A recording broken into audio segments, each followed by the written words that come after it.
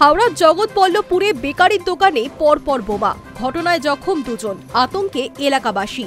রবিবার রাতে পাঁচলা বিধানসভার পোলগুস্তিয়া এলাকায় একটি বেকারির ফ্যাক্টরিতে আসেন 3 যুবক। স্থানীয়দের বক্তব্য, খুব বেশি সময় হয়নি দোকানের মালিকের সঙ্গে ওই যুবকদের বচসা শুরু হয়।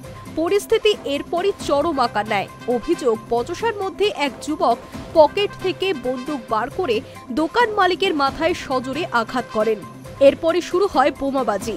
বাইকে চেপে পালানোর আগে একের পর এক বোমা ছুটতে থাকেন 3 জন। স্থানীয়দের দাবি, কমপক্ষে 25 থেকে 27টি বোমা পড়েছে এলাকা জুড়ে। বিস্ফোরণের জেরে মুহূর্তেই চারপাশে ধোঁয়ায় ঢেকে যায়। বিস্ফোরণের আওয়াজে এলাকার মানুষ ঘর থেকে বেরোতে পারেননি আর। তবে ঘটনাস্থলের কাছে থাকা 2 ব্যক্তি জখম হয়েছেন।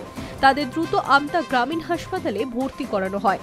বোমাবাজির পর পুরো এলাকায় ছড়িয়েছে আতঙ্ক। স্থানীয়দের একাংশ বলেন, হঠাৎ করে দেখি বোমার পর বোমা পড়ছে, বাইরে থেকে লোক এনে করেছে। তবে কারা এই হামলার নেপথ্যে বা বচসা ঠিক কী কারণে এমন চরম রূপ নিল তা এখনো পরিষ্কার নয়। ঘটনার পর রাতেই এলাকায় তল্লাশি চালায় পুলিশ, বাড়ানো হয় টহলদারি। দুষ্কৃতীদের খোঁজে অভিযান চালানো হচ্ছে।